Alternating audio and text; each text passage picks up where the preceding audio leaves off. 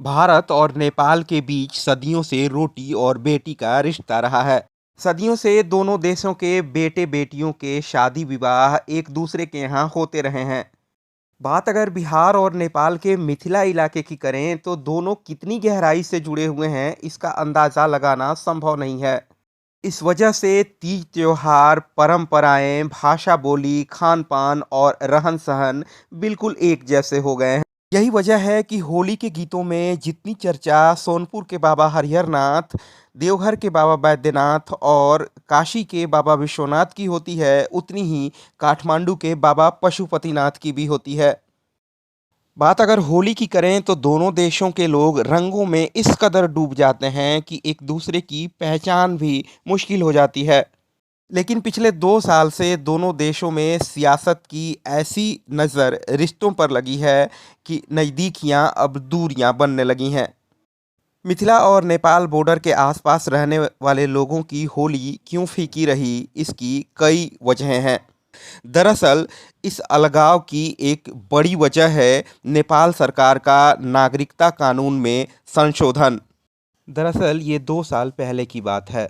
तब केपी शर्मा ओली की सरकार ने नेपाल के नागरिकता कानून में जो संशोधन किया था, उसके अनुसार भारत से नेपाल ब्याह कर गई बेटियों को तत्काल नागरिकता नहीं मिलेगी, बल्कि उसके लिए उन्हें कई जटिल प्रक्रियाओं से गुजरना होगा और कई सालों तक इंतज़ार करना होगा।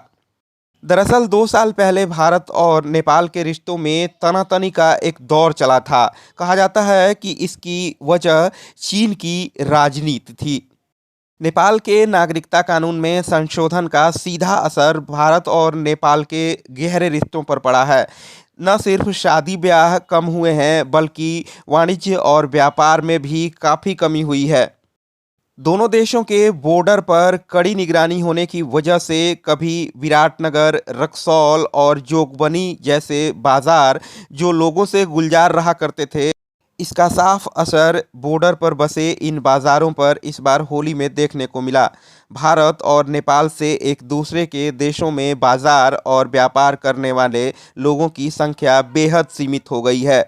बॉर्डर पर कड़ी निगरानी की वजह से लोग अब एक दूसरे के यहाँ आना जाना कम कर चुके हैं। इस वजह से बिहार और नेपाल बॉर्डर के दोनों तरफ बसे लोगों के बीच की होली इस बार भी फीकी रही। मिथिला की ऐसी ही खबरें देखने के लिए हमारे वीडियो को लाइक और शेयर करें। चैनल को सब्सक्राइब ज़रूर करें।